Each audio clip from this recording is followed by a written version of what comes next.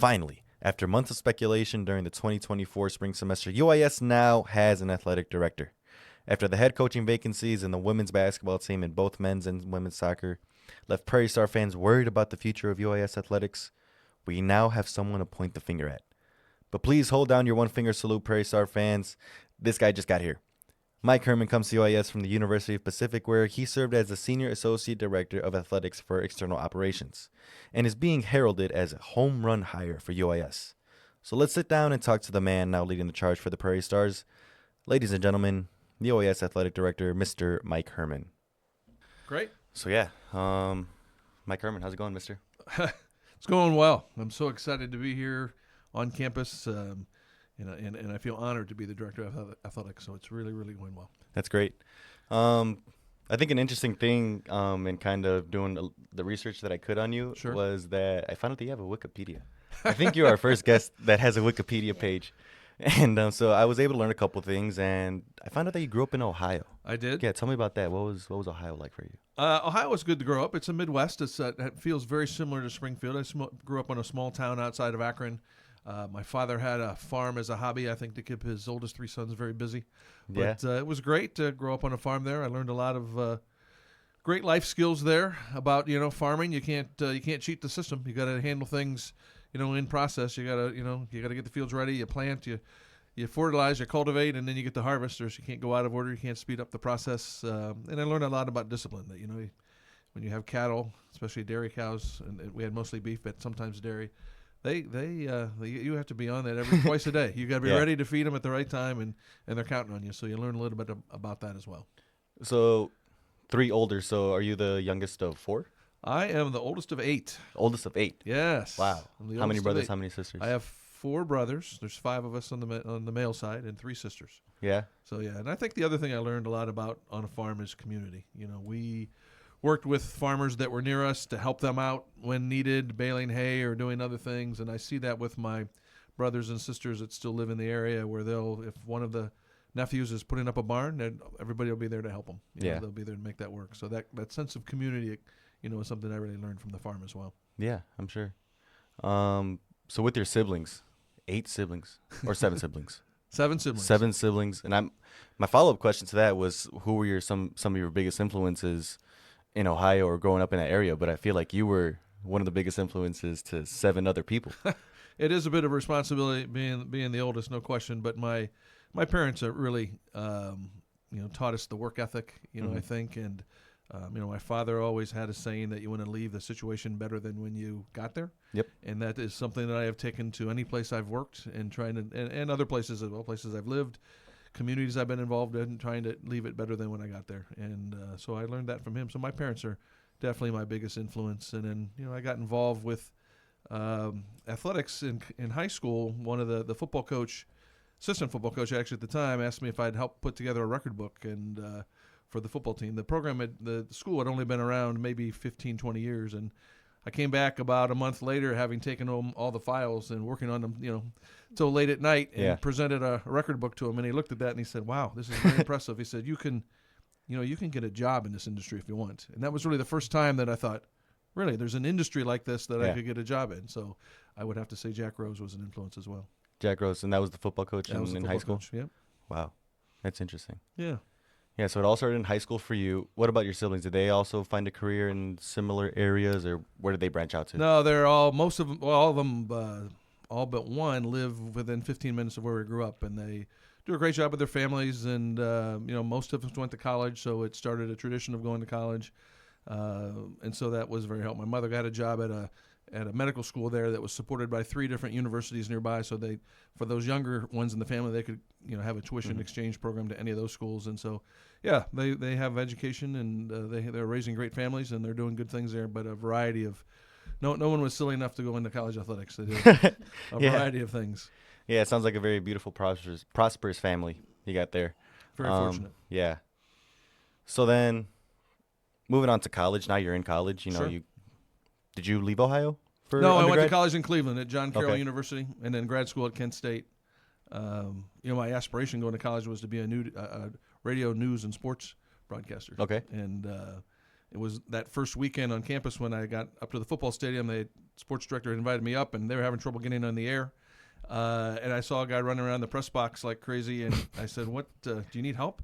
He said, "Yeah, my guy that was going to do defensive football stats can't be here. Do you have any idea how to do that?" And I said, "Well, I did that in high school." And so I did defensive football stats, made $5. Nice. And I was introduced to athletic administration. So, yes. That's awesome. I kind of have a similar story too. I mean, I was good friends, I am good friends with the former Student Athletic Advisory Committee president, Jade Aubrey. She still runs for the track and I believe cross country as well teams. And she connected me with the previous compliance officer for the program, Zoe Suma. Zoe? Mm-hmm. Yep. And I sent her an email saying that college athletics, I kind of have an interest in it. I want to learn about it. Do you have a minute for me to sit down and talk to you? And I go into her office, and she's like, "Oh, hi, how's it going?" And she kind of tells me about her job, and she's like, "So do you need an internship?" And I was like, it kind of turned into a job interview right then and there. Sure. And this was last fall, so then she was like, "All right, well, next spring, I could use the help. I'm fresh on this job too. I could use an extra hand. And sounds like you need interning hours to graduate," which was true.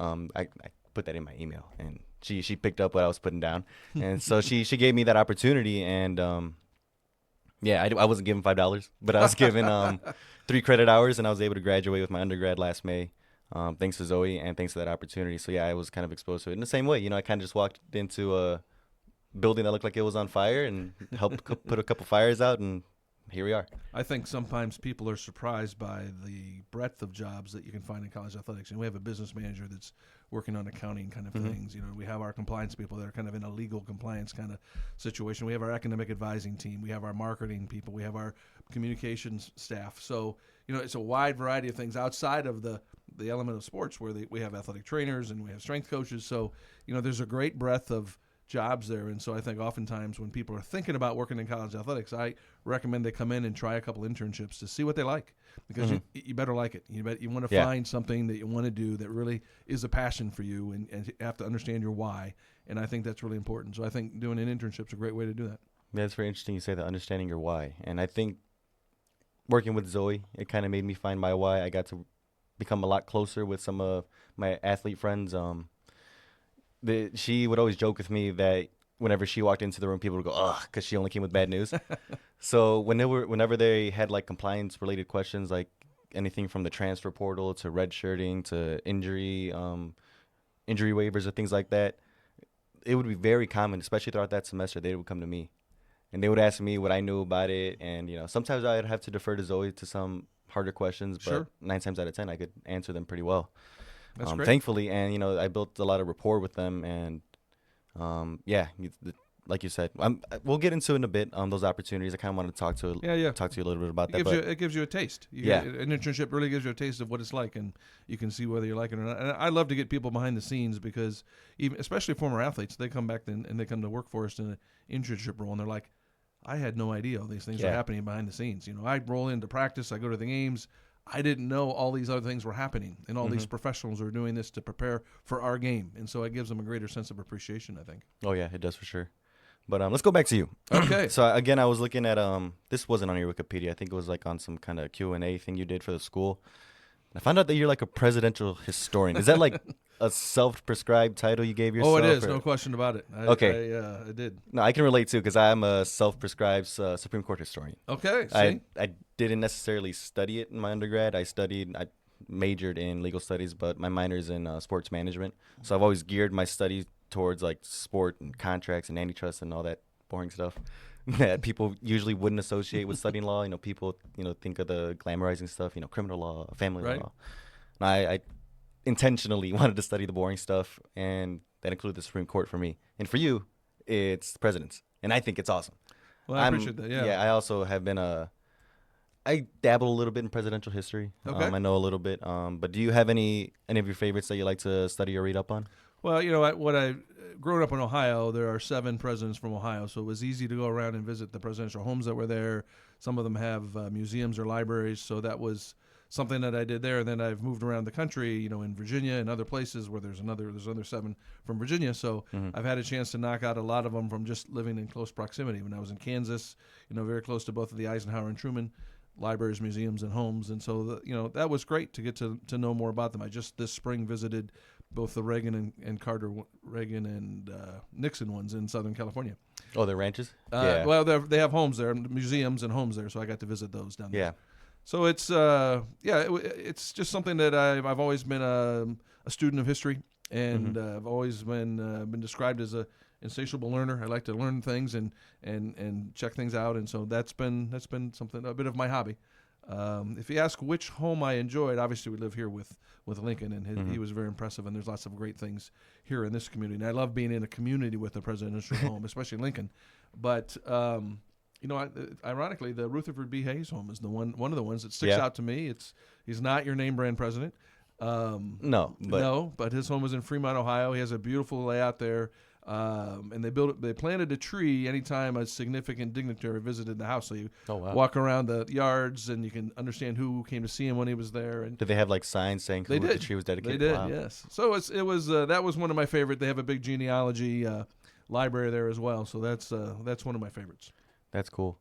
Yeah, I think the only presidential home I visited is Lincoln's, and you want to talk about impressive? How did that guy fit in that house? Yeah, no question. That's a tiny house, and he was like, what?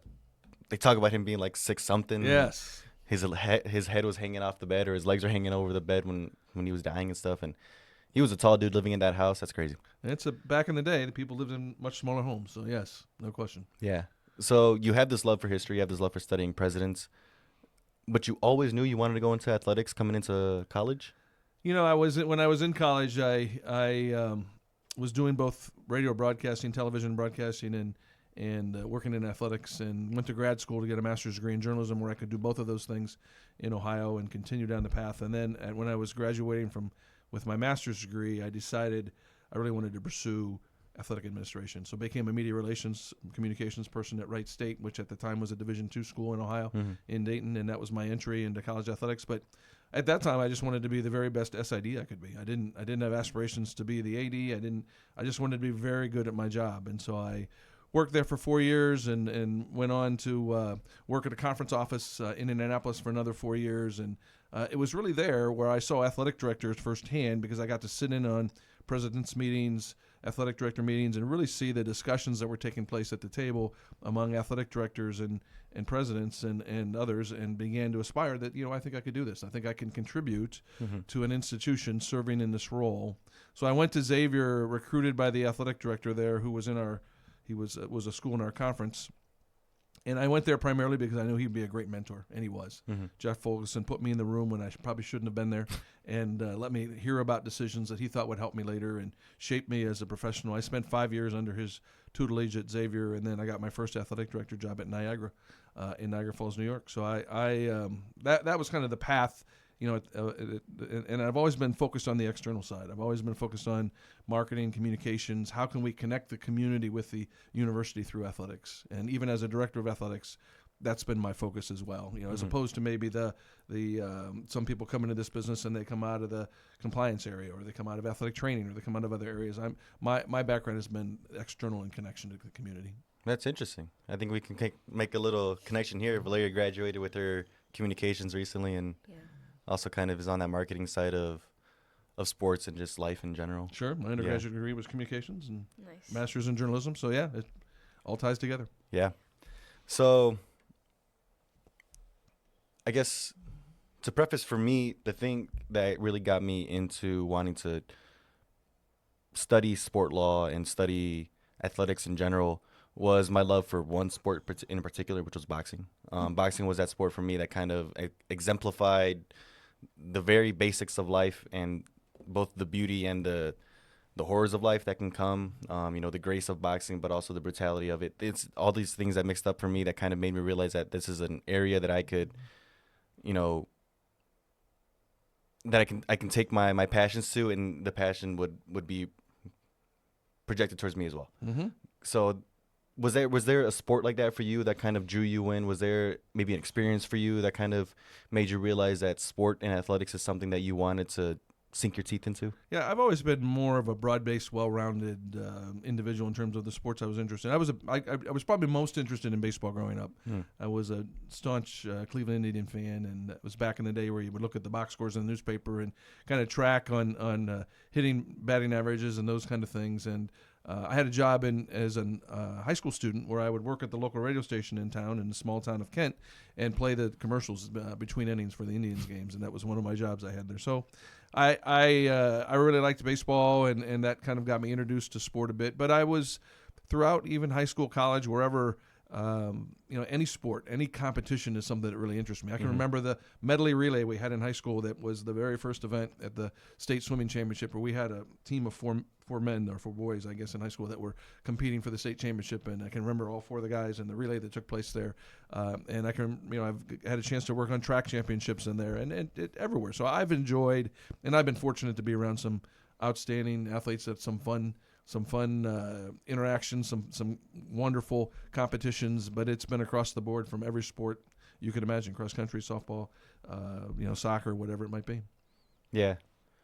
Yeah, I think we can kind of find some similarities there in between you and I, because, mine was a little bit more honed in on why I came into it, but also I feel like once I found that this is what I want to do, I feel like that eventually, so you realize that you wanted to be that branch between the community and sport and connect them through different mediums and things like that. For me, it was the protection of competition, because I would also say that as I've become more involved in sports and in things, in even athletics here, I've become more as a self-prescribed competition junkie. I love all forms of competition. Sure. I remember in the Olympics in the summer they had breakdancing, and I caught myself watching breakdancing, like I knew what was going on or who something. Who would have thought that? Right. Exactly. Yes, exactly. Yes. I know, but like I picked up watching Formula One. I picked up watching golf. I picked up watching even ping pong, and these different forms of competition made me realize that there's a real sanctity to it, and I felt like I could do my role as an advocate, as a lawyer, or whatever I end up becoming, to protect that sanctity of competition in all forms: amateur, professional, down to your Pop Warner. So yeah, I feel like we crossed paths a little bit there. Yeah, right. Maybe not. We didn't take the same route, but yeah. Well, no two routes are exactly the same, but of course. I've been fortunate to be in different parts of the country to get to know, as you mentioned, different sports and different really experiences. When I was at Niagara, ice hockey, we started men's, women's ice hockey there, and to get to understand that sport and the competition level and what it takes to be an outstanding hockey player. And then I went to Towson as the director of athletics, and lacrosse was one of the marquee sports, and we hosted the women's national championship 3 times, the men's national championship twice at M&T Bank Stadium where the Ravens play, and 50,000 people there at the competitions. And so really to understand the high level of lacrosse. And the last 3 years at the University of Pacific, they have a national level water polo program. So to watch these Olympians playing water polo in this event and understand how that sport works. So I've been fortunate to be at different places and really sample different sports, and even more, from bowling to esports to just a variety of sports that have been under the in the portfolio where I've worked. Yeah, and just to go back to you being a Cleveland fan, 2016, I think the greatest baseball series ever played against my Chicago Cubs. I'm sorry we had to take that one from you guys, but yes, I knew the Cub fans would like that series. Yes, that was a good series. We were close. You were close. We were close to winning the first World Series of my lifetime, but we'll have to continue to hope for maybe this year. Yeah, they got a great squad, and they have for a while, and I find myself cheering for them a lot more than I did back then. Even like right after the Cubs won, I still was kind of like, no, I hate the Indians. No, but now they're one of those teams I really want to see them win it all. Well, and frankly, too, I was happy for Cubs and Cubs fans for them to get a win as well. They had been long waiting as well. So yeah, I can say the same thing too. It's my first World Series in my lifetime. I think we won the pennant no times in my lifetime, actually. Yeah, so we won the Central, I think, maybe twice in my lifetime, not including 2016. Gotcha. So, yeah, I know it's tough rare. growing up. Yeah, it's been rare. Tough growing up a Cubs fan, tough probably growing up a Cleveland fan. It toughens you up. Yeah, exactly. I think that part of the Midwestern hospitality comes from the humbleness of being a fan of our sports teams. No question. But yeah, going back to your experiences working at these colleges, on your Wikipedia, they have 11 different colleges and universities listed that you have either worked for or worked with in some capacity. Do you have any like highlights from working at these different universities? Every place has offered something special, in every way. I mean, we've used the experience there to learn more about that community, learn the experience there to try to make that program better. And I've learned something at every stop I've been at in my career. And it's probably too many stops. It's just the way that it worked out. But looking back on it, that's a rearview mirror look. But it's I've learned a lot. I have, and I've been fortunate with every opportunity. I feel that I was honored and blessed at every chance to have that chance to either lead the program or lead the external team or handle the communications or whatever I could do, and feel like we made a difference. We made progress every time, and so that's been exciting. And working in college athletics is, I think, I've enjoyed my time there. It's somewhat often a thankless position because you're working nights and weekends and doing lots of different things, but it's something that has driven me and something I enjoy. And so I love watching the student athletes compete. I love big events. I love when we can get fans there and make an event that really makes an impact on the student athletes. Right. And we've been able to do that, whether it's filling the arenas at Xavier or having a hockey success at Niagara or an outstanding water polo event at Pacific. We've been able to do that at different places. Yeah.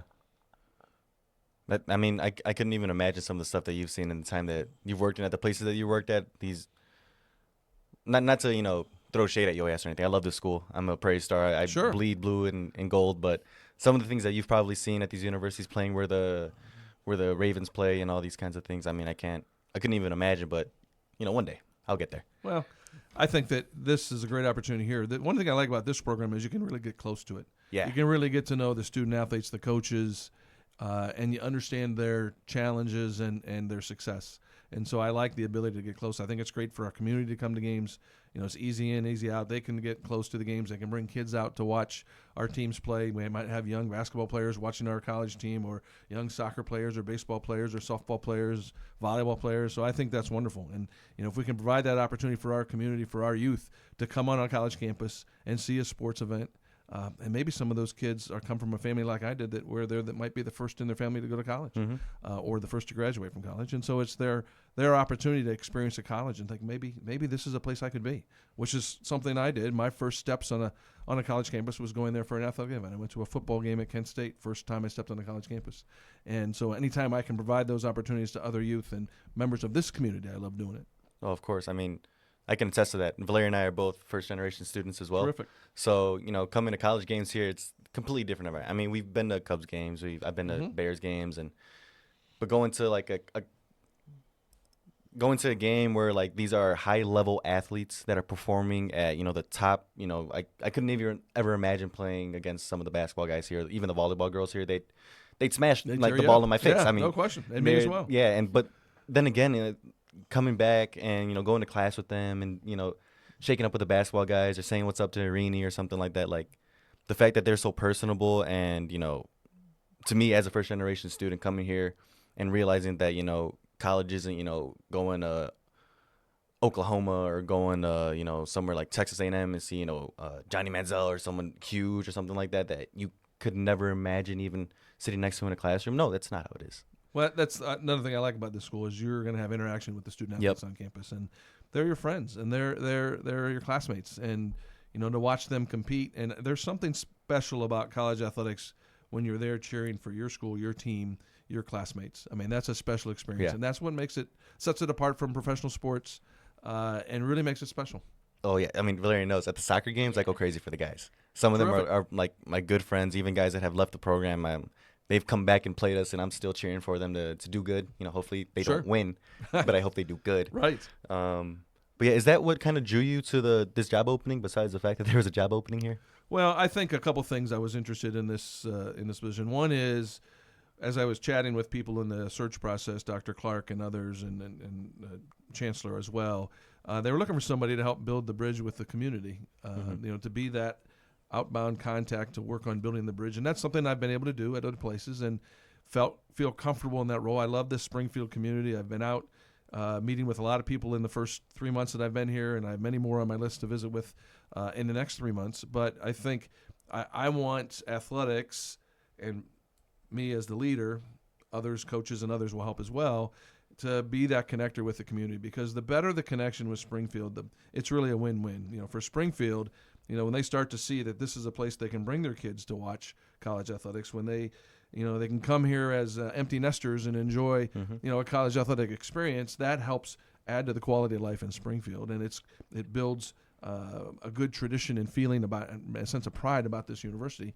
And for our students, it's great when the community connection is as strong as it can be, because then it's easier to get internships, it's easier to get part-time jobs, it's a better quality of life in the community where you know where to go, and there's a sense of you're part of us when you're here in town going to UIS. And so I'm looking to build that connection even stronger than it's been, and so that's one of the leading things they were looking for. It's something that I'm passionate about and excited about. So that's one of the things that excited me. And number two, I feel like we have a great group of coaches and staff.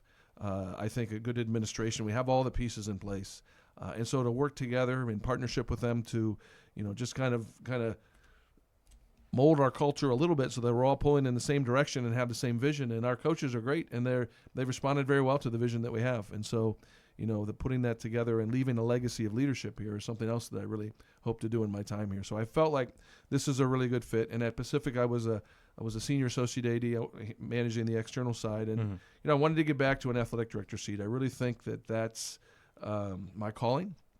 This is the fourth school I've been in AD at, so I really feel good about the chance to lead the department, and feel great about the chance to be here and really make an impact over a series of years. Yeah, well, not to try to sell Springfield any more than it needs to, but obviously you got the job and you're here. But I think to attest to Springfield's connection to sports, we have all those sports fields that's right across the campus here. We have a lot of youth programs. We have a very robust youth soccer program here in Springfield, but we also have that I think it's like the Shields Sports project is coming up. That one's coming up. So the future for youth sports here in Springfield looks bright as ever, and I think being able to expose them to a high caliber Division II athletic program like UIS and like the Prairie Stars, I think there couldn't be a better marriage. I agree with you 100%. I had lunch this week with Brandon, who's the new general manager of that Shields project, and he is very interested in working in partnership with us, and I'm excited about that as well. That'd be awesome. Yeah, I think that this is a sports town. They love their high school sports. They love sports, and so that's great. That's a real asset for us. And so, we just need to share with them the things we can do, and I think it'll continue to grow stronger and stronger. Okay, yeah, I think it's only up from here for Springfield, especially in the sports world. I agree. But going back to where you were previously, what are the difference between an AD role and what you did on the external side? Well, at a Division I school like Pacific, there's a bigger staff, so my focus was really on almost strictly building the connection with the community. Mm-hmm. So out working with them on different projects, building partnerships with chambers of commerce or businesses to have events at our games, to bring people out to our games. It was building that external team. When I got there, we had a 10-person external team. I think 8 of the positions were vacant due to COVID and some, kind of a hiring freeze that was in place during COVID. And so I got to, select the staff that handled communications and storytelling and outreach and ticket sales. And so that was really good. And we made great progress in the time I was there. Feel good about what we were able to do. And it's similar. I had a similar job at Xavier, and I had a similar job at Old Dominion. So I've been fortunate to have that kind of role at a couple of different institutions, which has been very rewarding. Yeah, that's just very interesting to hear about all the different opportunities there are to work in athletics, and college athletics specifically. But that just, can make you only think about the large amounts of opportunities in professional sports too. So, yeah, just something to keep in mind. But so you talked about the things you liked about UIS before you came here and the things you like about it now. Coming into the role, maybe even as you took your first couple of days here in office, what were some of the things that you said, okay, this needs to change? This needs to be revamped, or we need to do something here, juice this up? Or what were the first changes you made when you came here? One is to make sure we were all shared the vision, and I think our coaches and staff have really quickly endorsed the vision that we have to be. The university has stated it on the website. It's not my vision; it's the university's vision, and it's been out there for some time to be a premier NCAA Division II program in the Midwest. And so it is finding the elements that make us premier. What are those elements? What do we need to do? And it's working on that strategic plan to lay out those areas we might be a little deficient. Mm-hmm. We need to work on a few of our facilities, our outdoor facilities in particular, to make sure that they're as fan-friendly as they could be. Mm-hmm. And a couple of our facilities fall short in that regard right now. And so, we need to come up with plans to address that so that, when you go to a baseball game, there's concessions there, and there's a true restroom as opposed to a porta potty. Right. Those are steps we need to take. We need to make a long-term decision on where the softball venue should be. We're in part of a park now, and should it be over by baseball? Where should it be, and how does it play together with what we want to do with baseball? So we need to identify that as well. We have a premier, the soccer facility has been the landmark facility on our campus, first athletic facility built here, site of national championships, both that we won and that we hosted. And it's a lot of the community has come to Kiwanis Stadium, but Kiwanis Stadium needs a facelift. And so figuring out how are we going to put that facelift together to make it an even better experience for fans when they do come. So those are some of the things that I think I saw initially, and even during my visit, that they're going to be things that we're going to need to improve on. And it's finding the right community members to help us make that happen. It's finding the right partners, and so that's the task we're on, and that's the search that we're in. No, those are very honest answers too. I mean, I think those are pretty much all of the, I guess you can call them gripes that I hear from some of the athletes here. Are mainly about some of the facilities and helping make them more fan friendly, so they can get that energy and of the environment that they want. But it's hard with some of the things that we have now. But I think in the future, with the right plan, we're gonna get there. Yeah, you just got to make a plan and make a list and pick it off one at a time as you go. And on the other side, I mean, it's not all doom and gloom. I mean, the track, the recreation center is one of the top 3 or 4 basketball, volleyball venues in our conference. Yeah. So it's a great place for basketball, volleyball. It's a living room for the campus community to come enjoy a basketball game or volleyball game, or when we're not playing, anything else they want to do in terms of pickleball or badminton or other things they can do, basketball they can do on the courts in there. So it's a great university facility. So that one is terrific. We have an on-campus cross-country course. I've never been into school with an on-campus cross-country course. It's great. We have the space for it. We do. And so that's an asset. We took advantage of it. We hosted a meet there a few weeks ago. We have the conference championship coming up there in the end of October. Yeah. We're going to host that on our campus, and that's terrific. One of the reasons I went to Terre Haute a few weeks ago to look at their facility is theirs is known as the premier college cross-country venue in the country. So I wanted to see what is that? What are the elements of a premier facility? And so I got to see their facility in action. There was a lot of fog, but once the fog lifted, I got to see it even better.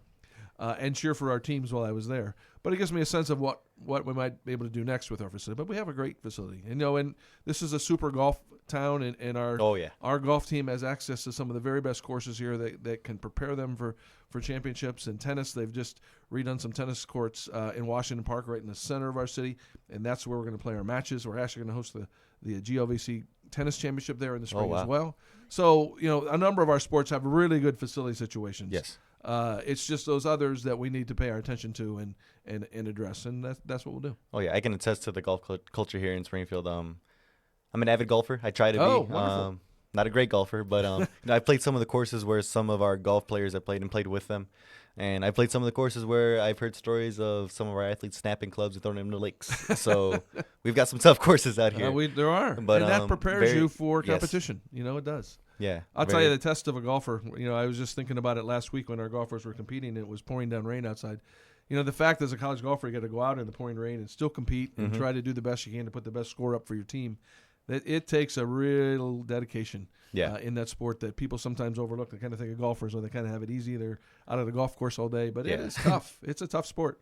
And I take my hat off to our golfers. It's mentally tough. It is. No mentally question. draining sport. I mean, man, I don't think there's a more frustrating sport to play. It's so simple. Get the little ball in the hole.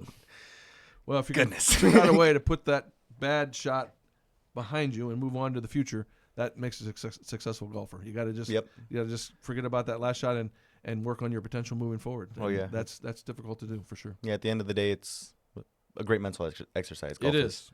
And I think it prepares people for life. I mean, that's a little bit how life is, Yeah. Sometimes in life you're going to encounter things that don't go your way. So how do you put that behind you and move on? And, I think our golfers, our tennis players, any of our athletes can use their athletic experience, as a tool to figure out how they might be able to do that better. Yeah, I was going to say that's really not just golf. I've seen that with almost every single sport here that I've watched or that I've gotten friends with athletes, and they've told me about their bad days or bad days at practice. And at the end of the day, these are high caliber athletes because they recognize when it's time to, put that behind them. Sure. And that's why I'm not a high caliber athlete, because I still suck at golf. But yeah, coming back to, I guess, the office of athletics, and going back to a conversation we kind of started with, and that's increasing the opportunities for students to, I guess, find that entry port into athletics. How do you think we can do that? How do you think we can avoid my situation where I'm, walking into an office curious and it turns into, oh, please help me? Sure. Well, I think a couple things. One is we are planning to do some outreach to appropriate classes to just so we can make people aware of the opportunity. I mean, I think that's number one, is that there's an awareness that, hey, this is something I could consider right here on campus, something I could do that might be up my alley because I'm interested in business and I can work with the business major, or I'm interested in human resources and I can do some things here, or I'm interested in how our games work and facility operations, I can do some things here. So that is that's something we can do, is get out to the classes a little more. But I also think I encourage students to come talk to us, and don't wait till your senior year. Come early on. No pun intended. No, I didn't mean to point anything out there. But come in early. Come and see us. I will make time for anybody that wants to come in and talk about what it might be like to work in college athletics. That's how I got involved in this business. I remember the director of athletics at my college, who was also the swim coach, and how instrumental he was in making me feel welcome and guiding me as a young student professional in this business. And so I will make time for others. I love to do that. And there's lots of entryways into college athletics, lots of different things you can do.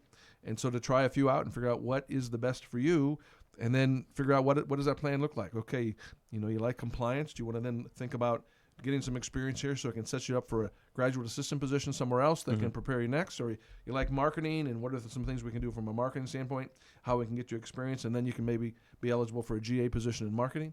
Those are things that we can do. And because I've been at a number of schools and in this business for a few years, I have a lot of contacts. And so when it's time for people to look for jobs, lots of places are places where I know somebody there, and I can pick up the phone and call them and say, hey, this is a student who's graduating from here that you really ought to give a look to. Right. And to help that student get that next door opened is something I really enjoy doing. That's great. Yeah. Yeah. I mean, having those tools and being able to use them for good for young students that are looking for opportunities, I mean, it's amazing. But, I tend to think I'm a little bit of an outlier. I'm very outgoing, and when I see an opportunity, I'm going to bite down and yank at it. I'm not just going to bite it and take it. I'm going to yank at it and see if I can get more out of it.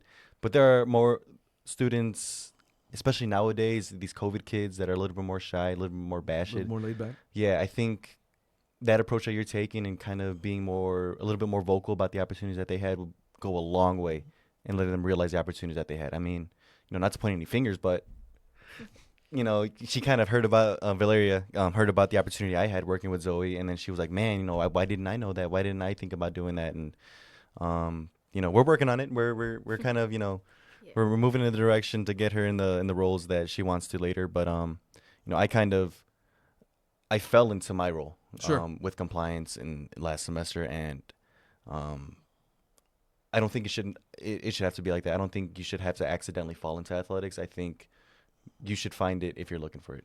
Well, and the business has changed from the days I walked in the press box and made my $5 by helping with the stats. It's changed where people are more aware of really athletic administration now and opportunities that are there. So, but I tell you, people will find a warm welcome when they come into our office to really test what they might want to do and to have conversations with us. So I think, and we will be aggressive in outreach as well, to share with people what might be an opportunity. Because our business is one where we need outstanding young people to continue to move it forward. It's a challenging business now with all kinds of things happening there with name, image, and likeness, and transfer portal, and funding college athletics, and all kinds of things happening, mostly at the Division I level. Some of it is trickling down to Division II, but we need outstanding people, and I really enjoy mentoring young people. One of my first, when I mentioned I worked at the conference office, and we had an internship program where we had an intern that would come in for a full year and work for us. My very first intern there is a woman named Teresa Kewen Gould. She was an intern for me a year, and then we hired her for a year in the office as well. She's now the commissioner of the Pac-12. Wow. And so she for some reason gives credit to me as being a mentor that sent her down a proper path. And wow, so that's awesome. It's very fulfilling on my end as well. Yeah. To help guide people in a direction and get them going in that way. And I think the people that have worked for me feel the same way. And so I think they're doing the same things wherever they are in this country. And so I think that giving back, that paying it forward is something that's happening. That's amazing. That's an amazing story to have, and to tell that, you mentored someone to that level. Well, she's an outstanding person. Credit so for I it. can't take Really, take credit for it. She's an outstanding person. She's doing a wonderful job, and she's finding a way for the Pac-12 to continue to exist, which has been great. Yeah. That's an interesting story to follow. I mean, Yes. we covered it, I think, last week or the week before, and what they have going on with Anyway, that's a different story, different conversation. But Yes. I feel like a big reason a lot of the shine has been shown on athletics. I guess athletics offices more Yes. than have in the past is this talk of NIL Uh huh. and these antitrust suits that have been coming across the NCAA's table for the past 4 years now, 5 years Roughly. since Yeah. Alston. Do you have an opinion about that stuff, NIL, and maybe we can start with Alston. Do you have an opinion on that Supreme Court case? Well, I will say this. I think that all of these decisions come in a situation where the pendulum swings from one way to the other. And just talking specifically about name, image, and likeness, I am all in favor of that, giving student athletes an opportunity to use their name, image, and likeness to make money by running a camp that has their name on it, or becoming a sponsor of a business and driving business there and having that business reward them. That aspect of name, image, and likeness makes great sense to me, and I'm all in favor of that. And that's the kind of NIL relationships that we have with student athletes that are here at UIS. But the idea of where it's gone at the Division I level right now, where there's collectives and they're writing checks for people, where they're not really doing work, or they're doing community service and getting paid for Yeah. that instead of really, working for a pay for play. business. It Yeah. is, it's changed the whole. The pendulum swung too far, and so it needs to swing back to be more reasonable, because what is going on now is not sustainable, and it's a bit contrary to really what's going on with education. I mean, these are student athletes that should be focused on getting a great education, and I do want them to have the opportunity to make money based on their name, image, and likeness, but not necessarily getting money from a collective. But that's happened in Division I level. I'm interested to see how it's gonna shake out, and there are a few Division II schools doing it as well. But I'm interested to see how it shakes out over the long term. Yeah, and I mean, I've written about this in previous essays for different classes and stuff, and I think my biggest issue was the rollout of the NIL policies from the NCAA and some of the other conferences, and also really how slow it was in kind of getting schools and conferences to adapt NIL policies. I mean, I can attest to that. I wrote the NIL policy in our handbook last spring. Okay. So it took us some time to even adopt an Yeah, NIL right. policy, and it had to be in compliance with the GLVC, it had to be in compliance Yes. with the state of Illinois, and then it had to be in compliance with the NCAA. NCAA. Yeah. Yeah, when they still had teeth Right. to give us sanctions for not following the rules. But yeah, I think that was my biggest issue with it. I felt like if the NCAA had prepared more correctly for a world in which student athletes could realize profits from that name, image, and likeness, we'd be having a very different conversation. Yeah, I think when that rolled out initially, there was just a vacuum of leadership at that time in terms of leading forward and what we should do. I think there are people concerned about lawsuits, and their concerns caused them to do nothing. Yeah. And I think that created confusion on campuses and among institutions, including schools where I worked, about what steps we can take and what we should take and what we did. And so I would agree. It came out slowly in many cases and not consistent across the board. Some people jumped in it with both feet, and other schools weren't really sure where to go. And really, initially, the institutions weren't allowed to give a lot of guidance to student athletes. It was kind of they're on their own. They can go out and get their own NIL deal, and that was so inappropriate, because we had helped student athletes with just about every other aspect of their life, from their medical history to their the academic advising to them as a student athlete, every aspect of it, and to not give them some counsel in NIL was kind of a silly oversight. And so I'm excited about or pleased with the transition where now institutions are going to be able to have some role in it. Yeah, I am too. But do you think we're gonna have to wait just a little bit longer and see how some of these cases play out to really see what we can do as a university for these students with NILs? Well, I think there's opportunities now for students to develop their own NIL programs, and we're happy to talk with any student who wants to do it to make that happen. So that's available to them right now. I do think that, as you say, things are going to continue to change, and we'll have to continue to monitor what's happening on the national level to see how it's going to impact us. Some of the things happening at the national level don't impact us very much on the Division II level, Right. but some do, and so we'll have to be cognizant of that and monitor it and determine a best way forward. Yeah, I think my biggest concern really for these student athletes is just the contracts that they're signing and that they know what they're signing. I mean, we look at now, I think it's, again, something we talked about on this program, the UNLV quarterback he's saying that he's not playing this year because I guess he had like a handshake deal. Yeah, he didn't or get it his was deal, like right? Didn't sign a contract. It was on a napkin or something saying that they were going to give him $100,000 to play, and he never got it. So he's mad because he never signed a contract, or this contract was, I don't know. I don't know what's going on with that, but that's the situation I would never want to see my friends in. Sure. You know, if my friend's a star of the soccer team and he's signing an NIL deal with, I don't know, Hy-Vee or something, Yeah. and Hy-Vee doesn't pay up, and now they're in the boat for this much money because they were hoping they could help cover the rest of their tuition. I mean, that's something I don't want to see happen, and I think that's something that we can prepare for, and maybe we should have early on, but I think now specifically that it's becoming more and more of a thing that student athletes realize that they can profit off of or take advantage of Sure. in whatever capacity that they feel that they could or need to. I think that it's also the responsibility of athletics professionals, collegiate athletics professionals, to make sure that they're guided down the right path. Because at the end of the day, I almost want to say we, but I'm not there yet. But athletics professionals, collegiate athletics professionals, really are there to kind of mold what started out as kids into adults. I started out as a kid here in college, and I've molded through having different mentors and people like that, and to become the young man that I am today. And I think that we're doing the same thing a lot with these athletes, but it's different, because they're athletes. They're playing at a high level, and maybe they have aspirations of going professional, or they have aspirations of doing this. And with that comes a lot of cameras in their faces, or interviews, or contracts to sign. So I think that having like a lifeboat that they could reach out to in case they don't know where to go to, I think it should be the university. Yeah, I do too. I agree 100%. And I think, and it's both ways.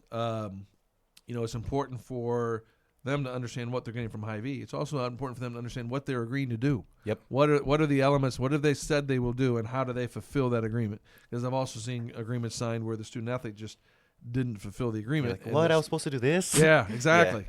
Didn't read the fine print, as Exactly. they say, and so they didn't do it. And so, it's important to have that education so they have a clear understanding of what they're doing. No question. That's great. So then with that, another question I have now, let's get a little bit more into the Prairie Stars. This is not a loaded question or anything. Okay. But to you, what comes first, the program or the athlete? Tell me more what you mean by that. What's more important to you? I see. Yeah, developing a robust athletic program, or making sure our athletes have the best athletic experience here? Well, I think that one of the things we need to do is provide a great experience for our student athletes. So that really is our focus, providing that great experience. The success of the team, wins and losses, come by the work you do providing that great experience. Mm-hmm. You don't necessarily even plan for, okay, we're going to win this game, do this. You do these things to instruct your team, provide the guidance, and create an environment where they can be successful. You need to create an environment where they all feel valued. Mm-hmm. And in some sense where they feel loved, and there's a sense of team, and together they can achieve something special. But you can't do that unless you have the whole group together and you're working to do that, and trying not to almost leave no man behind or no woman behind, right, kind of concept where you make sure that all people are on board and everyone understands their role, and they understand, and they may not be happy with their role, but they also understand how do they get a different role if they want a different role with more playing time or something different, and then there's a sense of value and caring among the team. That's the most important thing. The wins and losses will come when you do the right things with your team. You're coaches that are great teachers, coaches that are good with strategy, coaches that care about their student athletes and share with them that they care about their student athletes. They're going to be successful. Yeah, and it's just encouraging our coaches to do that and developing an environment that allows them to focus on that and do that. Yeah, I think that's pretty much how I thought that answer was going to go. And, that's how I saw it in my head, too. It's kind of like a chicken and the egg kind of thing. And the egg is kind of having a good program for the athletes that they're happy and makes it appealing to come play here. And what comes out is a beautiful, great athletic program that wins consistently and that we've seen in the past couple of years. A great program that makes people want to come and play for us, and that has a great community. And I think it starts as that egg and as that experience for the athlete. And some people say, hey, we need an athletic program that's going to win 4 conference championships a year or whatever the goal might be. Right. And I don't think setting conference championships as a goal is a good idea, because I think it's the other things. It's taking care of the student athletes, developing them, having success. You can use wins and losses as a measure of how things are going and what's going on, but it takes a special year to win a championship, and what those other teams are trying to win too. And so it's there's a lot of things that go into winning championships, and so that's using that as the ultimate test and the ultimate goal is not not a great one, but providing that great experience. And part of having a great experience is having a program that's successful. Really hard to provide a great experience if your team is 2-25. Right. You need to have a program that is competitive and has and wins more than it loses, and is there's a sense of progress with the team. Right. No, I think the one main downside to having a really successful Division II program is turnover. I kind of wanted to get your opinion on that. Sure. What's your opinion on maybe students or maybe even professionals using a high caliber Division II program to get to a next level? Well, I think that happens at every level. I was over at Lincoln Inn College today talking with them about things that are going on there and happening at the junior college level. I think it happens at every level. It's not just Division II, but people are going to have opportunities. I mean, there's many stories about some top level Division II athletes that have been able to be successful at the next level. Mm-hmm. There's also student athletes that haven't been able to do it. They thought they could. The grass looked greener, and it didn't work out. There's a high percentage of student athletes that go into the transfer portal that don't end up anywhere with a scholarship. That's the worst case scenario. Mm-hmm. And that's something that we need to really advise our students more clearly on. What are the risks when you make those kind of steps and do those kind of things? Because there are risks that go with as well. The grass is not always greener. The other piece that goes with that, in terms of student athletes and transferring, is really if our coaches can share with them what the player development plan is, which hopefully was shared with them during the recruiting process. Here's how I see you coming to a program. Here's my player development program for you as part of my program, and it's revisited throughout their career. Then they'll feel good about the fact that they're making great progress and they're able to achieve their potential as an athlete here. Mm-hmm. Will there be times where they think they can go somewhere else and do something? Yeah, sure, that's going to happen. But by sharing with them that player development plan, I think that really gives you a leg up when you're working with athletes. There's a football player that was at Toledo, a defensive back, who was there for a couple of years, and he was an all-conference player, and the other big schools came calling. Mm-hmm. Hey, we want you to come to our institution and finish your career here. Come to Alabama or wherever. I'm not sure what schools it was, so I probably shouldn't have mentioned any names. But going to some other major college teams, and he made the decision to stay at Toledo, which is a good Mid-American Conference level. He said, "Look, my coaches here have a plan for me. Mm-hmm. They're going to develop me, and I can make it to that next step from Toledo just as easy as I can make it somewhere else. And I'm sure of the coaches I have here and the plan they have for me. I don't want to risk going somewhere else and maybe it doesn't work out. Maybe it's not, maybe someone else is coming as well, and they're gonna get the playing time over me." And that young man ended up being a first round draft pick. Wow. By staying at Toledo. He made a good decision. Had a great final year of college football and became a first round draft pick. So that can happen. You don't have to go somewhere else to achieve your goals. You can achieve it wherever you might be. Yeah, I wonder. You might know the answer to this question, but you call it the player development plan. Is that something that you instituted here, or has that been here? It is something I've talked with our coaches about. I'm sure many of our coaches have used it. It is something I've had a chance to work with some outstanding individuals in terms of college recruiting. It's something they've shared with me, and I've worked at other places to institute where you share that development plan with them during the recruiting process, so they understand that you have their best interest in mind. And I'll tell you what, I had a great experience this week. I had a young man and his family walk into my office with our golf coach, and he wanted to let me know, the golf coach, that this young man had just committed to come to UIS. And so I shared it with him, and I said, "What was the deal?" And he said, it's this coach. Mm-hmm. He has a holistic vision of how to develop the players in this program, and we really liked what we heard. Michael Leota? Yes. Yeah, I've heard great things about him as a coach. Yeah, and so he's got a great vision. And sure, he wants to be a very good golfer. He wants to be part of a team that wins a conference championship. Yeah. But it's the holistic vision that really sold them on recruiting day, and they made the commitment. And I was tickled to be able to be part of it and hear the conversation, and it's been one of the highlights of the week for sure. Yeah, that's great. But that just makes me think back to the past, even the recent past. Makes me wonder if those conversations were had with some athletes that, have left in very recently. Maybe just a little bit before you got here. I won't say any names. I won't even say what programs they left out of. But, it makes me really think about if that conversation had happened, if it didn't, who would still be playing on our teams, Sure. The different makeups of our teams and what they would look like.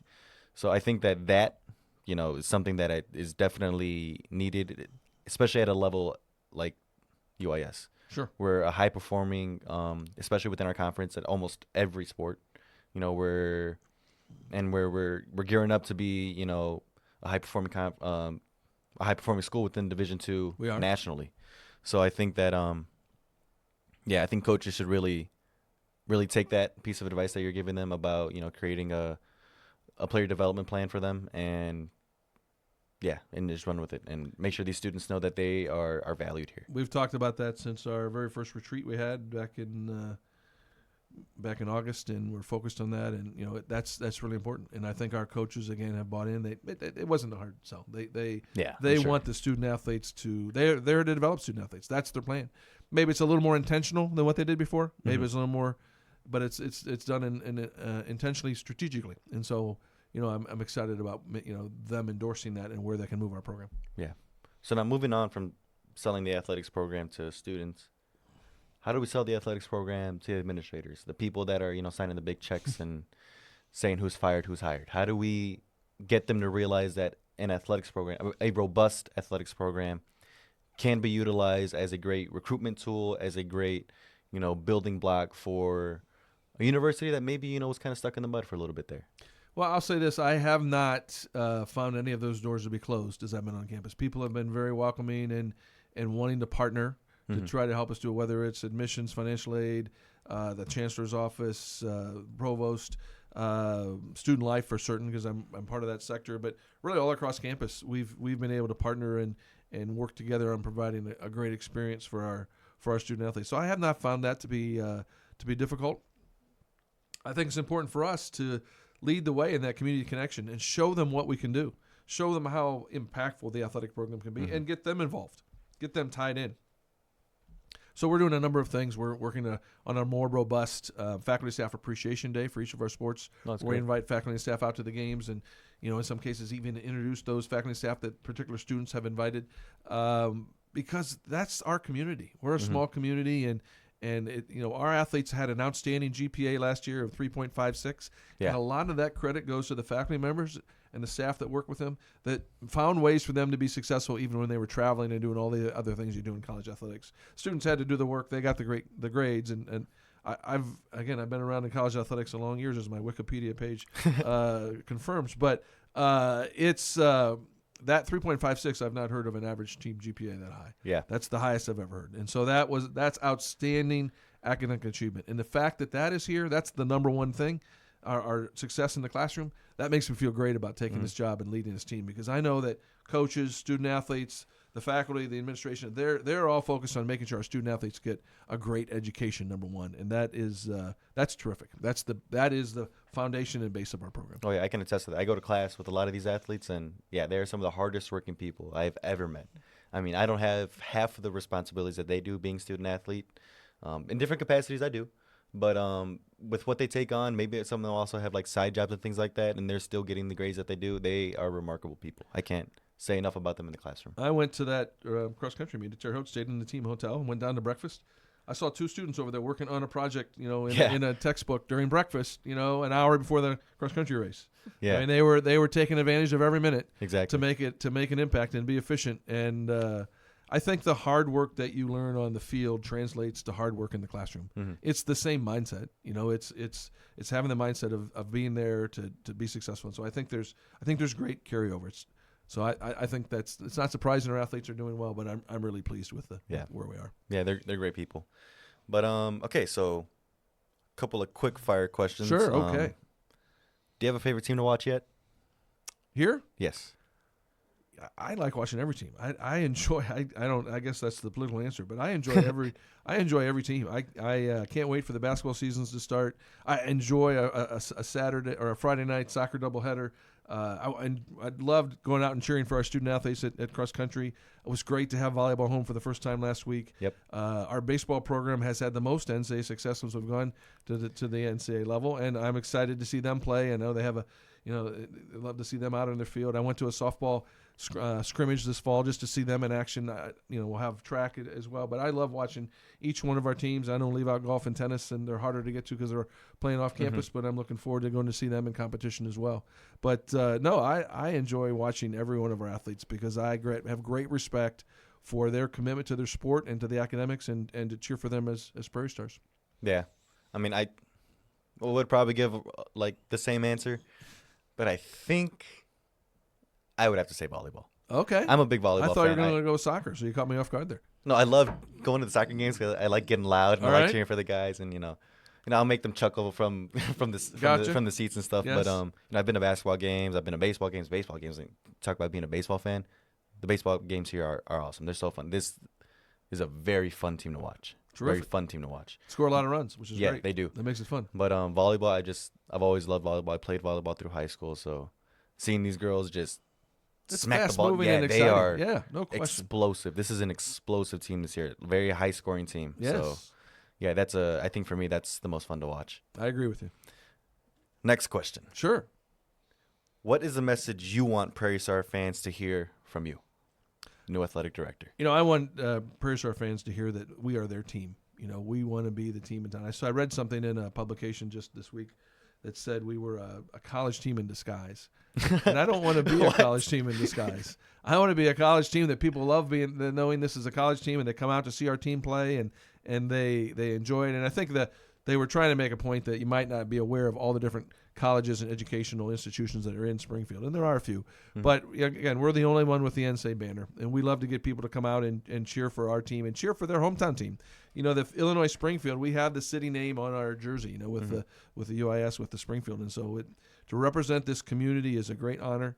And so I want people just to feel good about coming out, and our tickets are so inexpensively priced. We people 12 and under get in for free, so it's great for families to come out, especially young families to come out and enjoy college athletics, as long as those 4-year-olds are willing to do it, and they probably have to go home early because they don't have a great attention span. But come out and bring them out and see what's going on, and see the mascot there, enjoy the games, be part of the experience, and that's what I want them to know is this is their team. They should. We take great pride in being from Springfield as an institution, and I want them to take great pride in being in the same town as the UIS Prairie Stars. That's great.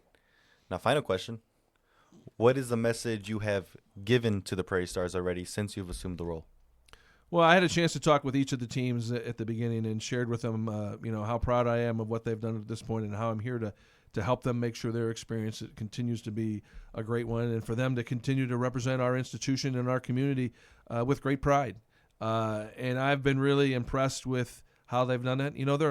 They're college students. There have been a couple of stumbles, and I've talked to some students that maybe took a moment off from doing things they should have that with great pride, and they have taken ownership of it, and they have stepped up, and they have made good on it. And that to me is especially rewarding. And so that's the message I share, that you're representing a lot when you put that jersey on and you're out on the soccer field or the basketball court or the golf course, and representing us with pride is something you should just keep in mind. And I think there is that sense of pride among our athletes and among our students and among our institution. Oh yeah, I definitely have a sense of pride being a Prairie Star fan. Terrific. I know a lot of the guys that wear the guys and girls that wear the jersey do too. Yes, so they're great people. Yeah, Mr. Mike Hermann, thank you so much. Oh, Nick, thank you for the invitation. Valeria, thank you as well. I appreciate the chance to be here and visit, and it's been a lot of fun. It has been. Thank you. Sure. Thank you.